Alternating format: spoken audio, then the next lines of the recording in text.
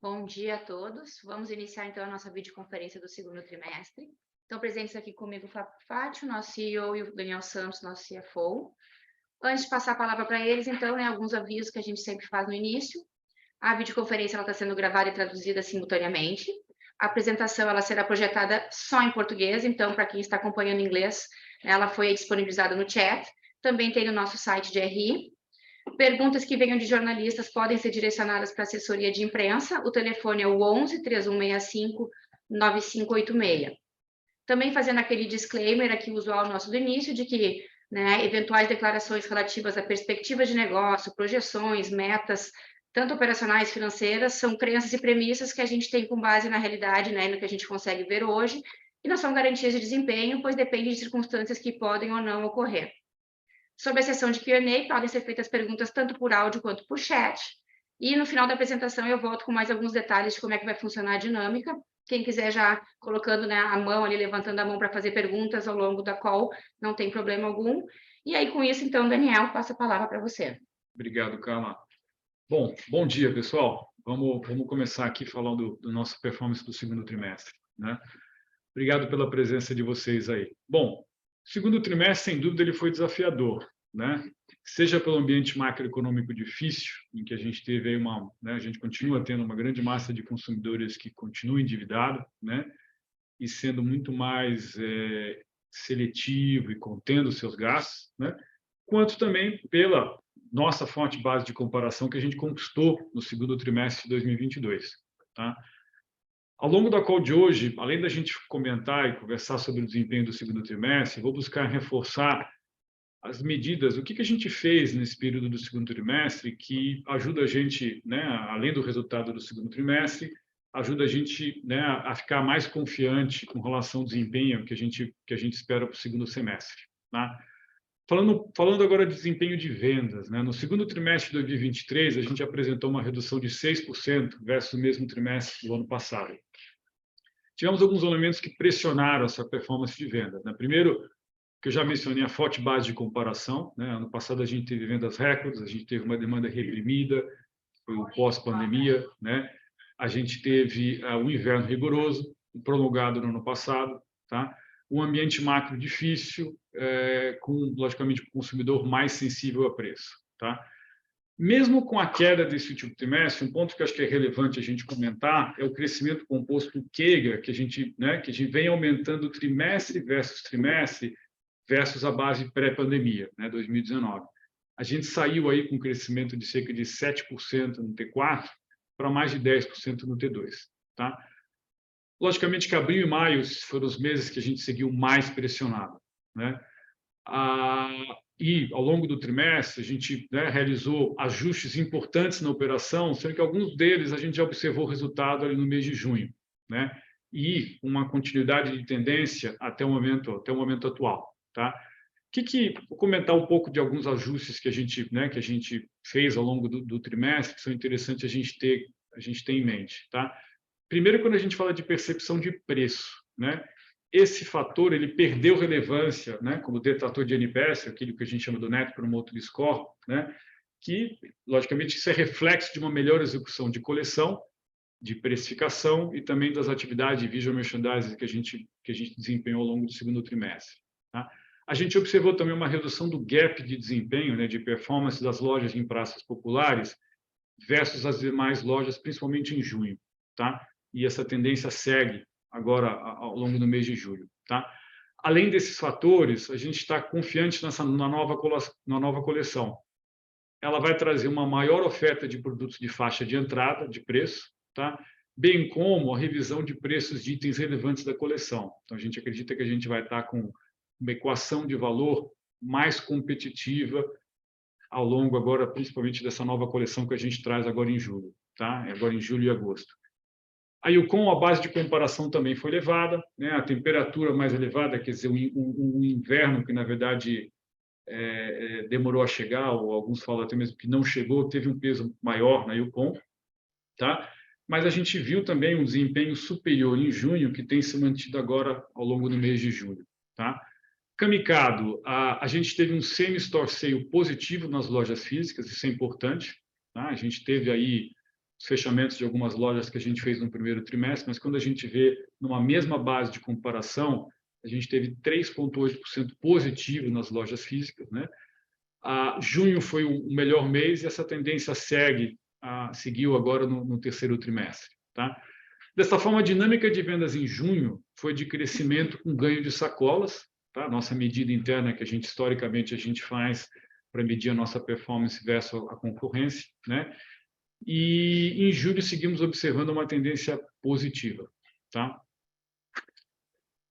Com relação ao nosso canal digital cresceu 7,1% versus 2022, a penetração de vendas atingiu 14,9%, tá? Nosso nível de serviço de entrega continuou avançando, tá? Na renda, as entregas até 2 dias, né? Num total Brasil, eles alcançaram 51% dos pedidos online, que é 4 pontos percentuais acima de 2022. E nas regiões de São Paulo e Rio de Janeiro, as entregas até um dia já representam 50% dos pedidos. Então, nós temos 50% dos pedidos nas praças de São Paulo e Rio de Janeiro entregues até um dia, que é um aumento de 2 pontos percentuais versus o T2 de 2022. Seguimos melhorando o nosso nível de serviço com mais eficiência. Tivemos aí uma redução de 4,1 pontos percentuais nas despesas sobre vendas digitais, com destaque para o ganho que a gente teve no custo de aquisição de clientes. Isso aqui está super em linha com aquilo que a gente explicou no nosso Investor Day, no sentido de contínuo ganho de rentabilidade na nossa operação digital. Falando agora de margem bruta, comportamento de margem bruta. Tivemos uma perda de margem bruta versus o 2T de 2022. Tá? Isso foi principalmente resultado da maior necessidade de remarcações, consequência dos menores volumes vendidos no início do trimestre. Tá? As temperaturas mais altas durante esse período também resultaram uma demanda reduzida dos itens de inverno, que são itens que normalmente têm uma margem maior, principalmente nesse período de 2T. Tá? Vale relembrar que a base de comparação, né, o segundo trimestre de 2022, a gente operou com uma margem bruta muito similar ao pré-pandemia, que foi resultado de patamares historicamente muito baixos de remarcação e um mix, né, de vendas que foi muito fortemente, que foi pesado de inverno nas vendas do segundo trimestre de 2022. A Camicado registrou pelo sexto trimestre consecutivo melhora na margem bruta, a gente ganhou aí 1,6 pontos percentuais, fruto de um contínuo aprimoramento na execução operacional e comercial do negócio e uma gestão mais eficiente de estoques. Tá? A gente, né, aumentou a participação da marca própria Homestyle em cerca de 5 pontos percentuais quando a gente compara T2/23 com T2/22. Tá? As remarcações mais concentradas desse segundo trimestre, por um lado, elas impactaram, logicamente, a nossa margem bruta, mas elas foram importantes para ajustar o nível de estoques das lojas e favorecer a transição para a primeira entrada de coleção de primavera-verão e também uma adequada execução do ramp-up do nosso novo CD. Fechamos o trimestre com uma posição de estoque 4% superior ao T2/22 em valor e estáveis em peças. Tá? Uma posição saudável para que a nova coleção tenha protagonismo nas lojas físicas e digitais agora, ao longo do terceiro trimestre. A combinação de redução de custo e adequado nível dos estoques trará maior competitividade para a gente agora ao longo do segundo semestre, tá? Com níveis mais saudáveis de margem bruta e com impacto positivo, né? que é o que a gente espera agora nesse segundo semestre. Bom, falando agora de SG&A, de despesas, tá? A participação do SG&A sobre a ROL cresceu versus o segundo trimestre de 22, especialmente devido à redução dos volumes de vendas, mas também devido a alguns gastos adicionais e outros não recorrentes que a gente teve agora no segundo trimestre. Tá? Com relação às despesas, a gente teve aí as despesas adicionais do novo CD de Cabriúva, que impactaram em torno de 5%, o G&A, tá? Mais ou menos em torno de 18 milhões de reais. Lembrando que ainda não estamos capturando os benefícios operacionais do novo CD, e temos ainda estruturas em duplicidade nessa fase de ramp-up do novo CD. Tá? Ajustes nas estruturas administrativas de operação, que resultaram em despesas pontuais e não recorrentes de 17 milhões de reais. Fechamos o trimestre com uma redução superior a 10% em nossa estrutura administrativa versus a saída de 2022. Tá? Excluindo esses efeitos, CD mais estrutura, né, as despesas teriam ficado estáveis ante o mesmo período do ano anterior. novamente, repetindo aqui, o canal digital seguiu melhorando sua eficiência, tá? Principalmente com relação aos custos de publicidade. Esses esforços de adequação de despesas já surtiram efeito em junho. A gente teve ali uma alavancagem operacional, quer dizer, receita crescendo acima de despesa, e a gente tem confiança na continuidade dessa tendência agora no terceiro e quarto trimestre. Nossos serviços financeiros. Tá? Os resultados da nossa divisão de serviços financeiros seguiram pressionados. Tá? O resultado do primeiro trimestre ele foi impactado por um aumento da carteira vencida acima de 90 dias e o respectivo maior provisionamento para potenciais perdas para garantir as coberturas necessárias. A originação seguiu limitada, né, e observamos uma redução de base ativa de clientes versus o mesmo trimestre do ano anterior e o primeiro trimestre de 2023. A carteira total ela apresentou um aumento de 13% versus o ano anterior, mas de 6% da carteira em dia.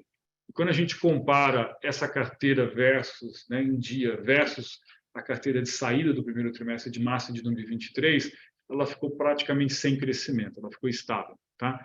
Isso reflete, né, esse comportamento da carteira reflete uma menor base de clientes e um comportamento de compras mais criterioso. Tá? Seguimos trabalhando em ações de cobrança e buscando ativar essa base de cartões de forma a poder recuperar nossa base de clientes. Apesar dessa carteira mais estável, atingimos um aumento nas receitas em proporção da carteira, fruto de nossas ações de reprecificação do rotativo e também de aumento de receita de serviço.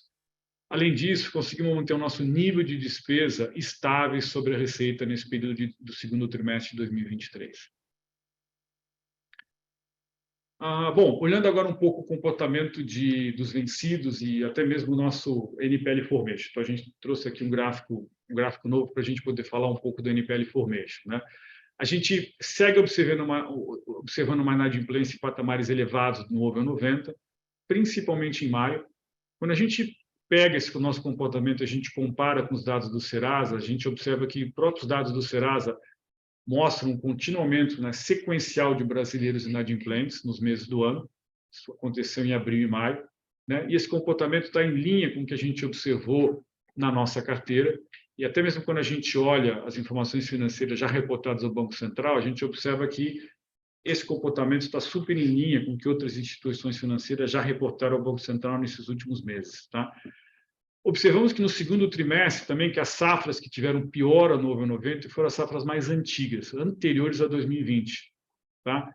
Então, não é um comportamento que se restringe às safras novas. As nossas safras antigas anteriores a 2020 também tiveram uma piora de comportamento de over 90, o que conversa com essa situação de inadimplência generalizada da economia, tá? Conforme eu já mencionei dos dados da Serasa.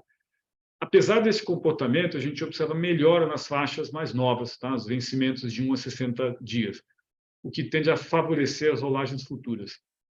Junho foi o primeiro mês do ano em que a inadimplência, né, mesmo conforme a Serasa, regrediu.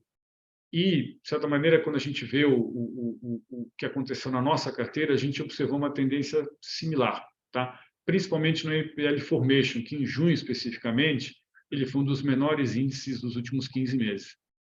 Acreditamos numa tendência de melhora no segundo semestre, tá? Por conta dos efeitos das ações que tomamos, aliado a uma potencial melhora do sinal macroeconômico quanto ao nível de inadimplência. Bom, quando a gente, né, reiterando aqui o ponto aqui das novas safras, né? As novas safras elas continuaram apresentando uma performance de crédito positiva versus o histórico, fruto da nossa política de crédito mais restrita, com redução de originação a maiores perfis de risco. Tá? A gente observa também aqui um maior equilíbrio na oferta do cartão Renner nos últimos 2 trimestres, que, em média, 60% das novas originações foram feitas no cartão Renner, o que também diminui a nossa exposição ao risco. Lembrando que a nossa estratégia é fazermos a originação, maior parte, no cartão Renner, observando o comportamento do cliente, a gente pode fazer a migração ou não para o cartão co-branded. Né? Acreditamos que, seguindo, né, um avanço positivo na inadimplência na economia, nosso portfólio também tende a refletir uma evolução gradual positiva de inadimplência ao longo dos próximos meses. Bom, conforme sinalizamos em nossa última call de resultados do primeiro trimestre, o EBITDA ajustado total do segundo trimestre foi pressionado pelos fatores já apresentados e já discutidos. Né? isso também, logicamente, se refletiu no nosso lucro, tá? Importante aqui a gente mencionar que a gente fechou o trimestre com uma posição de caixa líquido de R$200 milhões superior ao primeiro trimestre de 2023 e uma geração de free cash flow que foi 3 vezes superior ao segundo trimestre de 2022. Esse melhor resultado de caixa se deveu principalmente a uma boa gestão do capital de giro e temos confiança de que o segundo semestre vai trazer uma dinâmica de recuperação gradual, tá? Aproveito agora aqui para passar a palavra ao Fábio, para o Fábio poder fazer o fechamento, antes que a gente siga com o nosso Q&A. Fábio, por favor. Bom, obrigado, Daniel. Bom dia a todos. Obrigado pela presença. Gostaria só de fazer um resumo aqui, reforçar algumas mensagens, né, que o Daniel trouxe bem aqui. A gente teve, sim, um primeiro semestre um pouco mais desafiador, mas durante esse semestre nós tomamos várias ações que são necessárias para ajustar nossas operações. Algumas a gente já tinha anunciado no nosso Investor Day, né, na nossa última call de resultados do nosso Investor Day, e algumas outras aqui que o Daniel também comentou aqui. Com isso, né, a gente sente que todas essas ações implementadas já trazem na jornada do cliente uma melhora na percepção de preço, né? A gente vê no nosso NPS, né, o fator preço como uma redução na sua relevância de detração no NPS. Isso é um reflexo de uma melhor execução do nosso trabalho nessa percepção de preço. E a nossa nova coleção, que além de produtos de moda, qualidade, diferenciados, com muito conteúdo de moda, ela também traz uma maior oferta de produtos, com uma maior oferta de produtos de faixa de entrada, né, com preços menores dentro da nossa proposta de valor, né? E, além disso, outros itens relevantes da estação também com preços revisados, mais acessíveis, também dentro da nossa proposta de valor e, além disso, com margens de entrada superiores ao que a gente via no ano anterior também, em função tanto de uma melhor negociação, quanto de um custo menor de matéria-prima, né, que estão nos permitindo trabalhar dentro da nossa proposta de valor, com maior acessibilidade aos nossos clientes e com margens de entrada mais positivas também. Então, esses fatores combinados nos trazem uma posição de estoque equilibrada, né? A gente sai com um estoque bastante equilibrado aí desse final de ciclo, entrando para as próximas coleções com estoque bastante saudável, trazendo mais competitividade para as nossas novas coleções, principalmente também onde a gente vinha sentindo um pouco mais nas praças de poder aquisitivo menor, né? Essa dinâmica tem trazido, né, tem favorecido tanto a dinâmica de margem bruta quanto as vendas nessas regiões, né, a partir de junho. Também, né, como o próprio Henry, nosso diretor aqui de produto, comentou no nosso Investor Day, a gente seguiu avançando também nos nossos níveis de agilidade, de reatividade, né, de desenvolvimento da nossa coleção, de todas as nossas coleções durante a estação, né? Então, comprando, né, desenvolvendo e comprando em ciclos mais curtos. Isso nos permite também ter o produto mais assertivo para os nossos clientes e correr um menor risco de remarcação, né? A gente tende a fazer menor ajustes de remarcação. Isso também tende a privilegiar tanto venda quanto margem. Em despesas também fizemos importantes ajustes nas estruturas, né, como o Daniel mencionou, e isso já se refletiu também na alavancagem operacional a partir de junho, né? Nosso canal digital também mostrou uma evolução de eficiência, com avanço em nível de serviço, então não é só o crescimento de venda, mas o crescimento de rentabilidade também, então o trabalho na redução das despesas e melhoria de margem, isso vem se refletindo também continuamente ao longo dos meses, e o nosso novo CD de São Paulo, em Cabreúva, segue o seu ramp-up conforme o planejado, né? A gente está sendo bastante cauteloso aí para preservar bem as operações num momento importante como esse, por isso um pouco do aumento de custos pontual, né? Mas planejado, seguindo em linha com o planejado, tanto nos custos quanto na questão da operação. A gente já tem 60% do volume das nossas lojas sendo transacionados através de Cabreúva. E esse é um projeto fundamental para a gente, a partir de agora, começar a alcançar novos níveis de produtividade, acuracidade, serviço para as nossas operações, seja abastecimento direto à loja, seja direto à entrega para os nossos clientes. Também melhorando vendas e margens para frente, né? Também intensificamos os nossos investimentos em remodelações de loja, né? O que com certeza também contribui bastante para ganho de produtividade daqui para frente. E somando todas essas ações, né, aos principais investimentos estratégicos que estão em andamento ou que estão já em operação e que a gente falou bastante sobre eles no nosso último Investor Day, também já vem se refletindo num desempenho melhor a partir de junho, né, e até aqui.